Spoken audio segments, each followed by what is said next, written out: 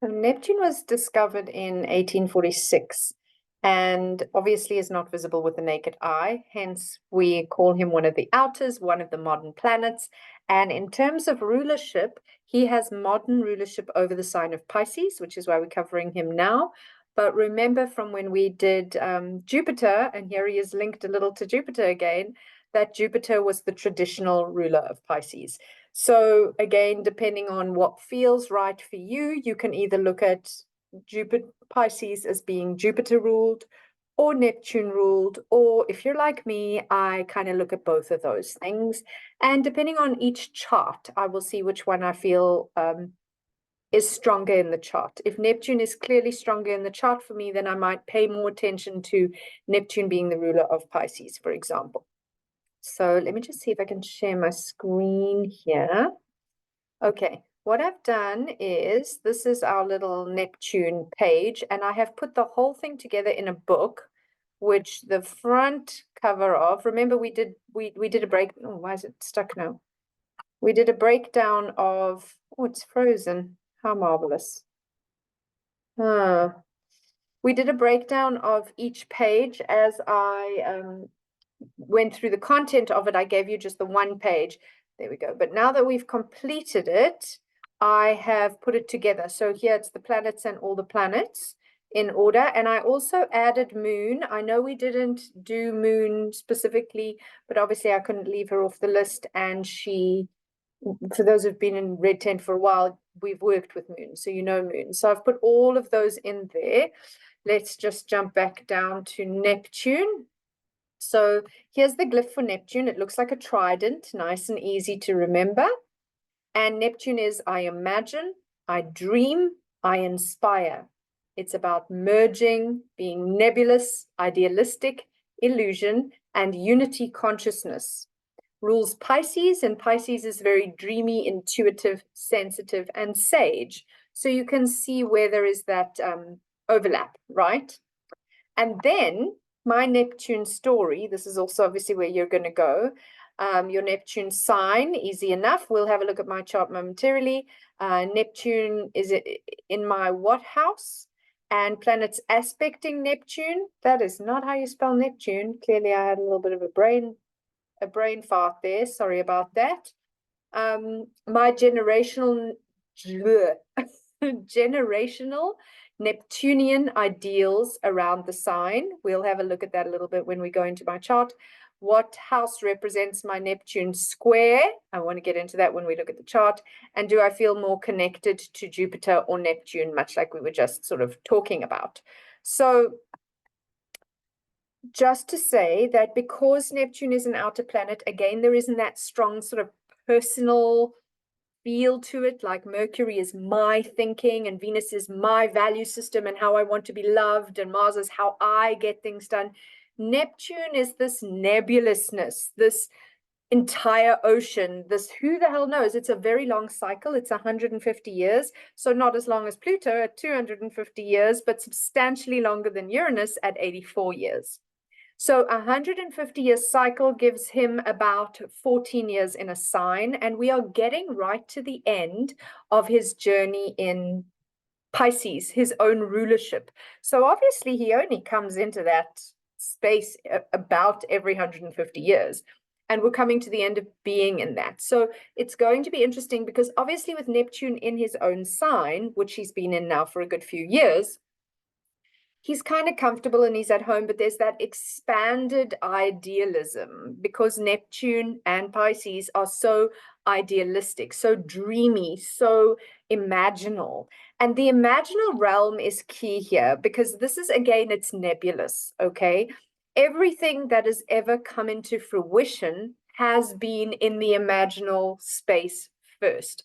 And we can think of that in such an obvious way with people that are inventors or people that are artists. They have this thing, it comes through them, they put it on the canvas, or they have this idea, it comes through them, they create something that becomes a functional part of their life or society, the telephone or whatever it may be. So these were all begun in the imaginal realm. Okay, sorry, hang on. Sorry, Zach got home, so I just had a bit of a break in focus there. So I'm not 100% sure where I left off, which actually seems just as nebulous and Neptunian as ever. I think we're talking about the imaginal and how that is such a powerful and pivotal point in which Neptune really shows us some beautiful, imaginal, creative source in our chart, but it's also sometimes a bit elusive and hard to grab hold of and make real. And this is, I think, where sometimes it can be a frustrating planet. The Neptune square, it talks to, when it's one of the midlife transits, I think we talked about the Pluto square, which is another of the midlife transits. And because neither Neptune or Pluto have a very consistent orbit, so that they may spend longer in certain signs than in others, we can't say with absolute certainty. For example, with our Uranus opposition, which is yet another of the midlife transits, and you can see these midlife transits all connect to the outer planets. Normally, the Neptune square and the Pluto square happen before the 44-year Uranus opposition. But sometimes the Neptune hits first, and sometimes the Pluto hits first, and sometimes they hit together, basically on top of the Uranus opposition. So it's a little bit nebulous. So anyway, I'm going to show you how to look at that in your chart and figure out how to find out when that happened for you, because it won't be an exact time. You can't just say when I was 44, this is what was going on. You have to kind of check it out a little bit more specifically.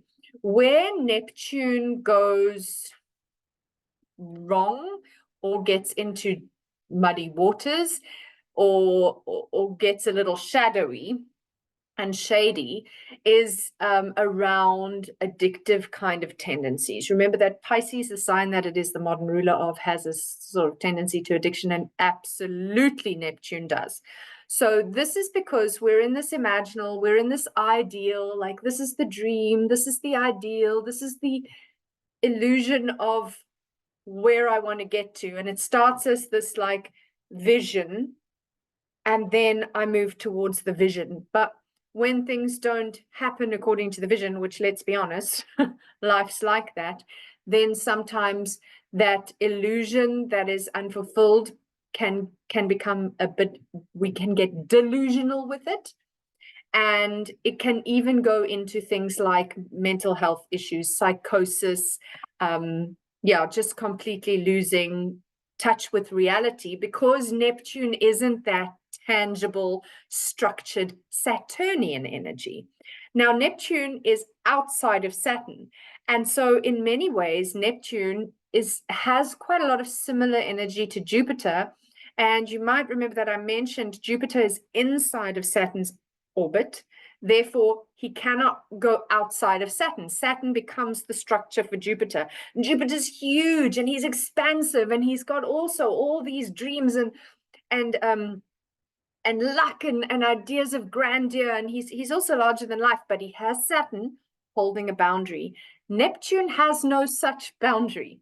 So Neptune is like, you just never know. You just don't know how far Neptune will go. But again, because without boundaries, or having these really porous boundaries, this is where things can be kind of like, well, that is real for me, and people can lose themselves in that. Or I'm feeling so many things, I don't know how to contain it, I don't know how to handle it. And that's where we want, well, how do I stop this feeling? Because it's too much. I've said yes to everything, I've taken everything on, even when I haven't consciously said yes. I've absorbed everybody's stuff, and now I don't know how to hold this all. I need to still the pain, I need to quiet the noise.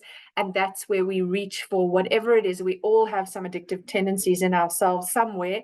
Some addictive traits are more healthy addictions. Like, let's say we find physical exercise to be very helpful for us when we're not in a good space. And maybe we've been running a little more than we should, and we're tiring our body a little, but at least it's relatively healthy, as opposed to hard drugs or alcoholism, or the addictions where they're more damaging than they are helpful. workaholism, you know, I mean, there's so many different ways. As I say, we will all have those addictive tendencies. It's to look at where is that in me, and some of that we can look at through our chart. So that's what we're going to look at next as we go into opening my chart and just having a look of how we would read that.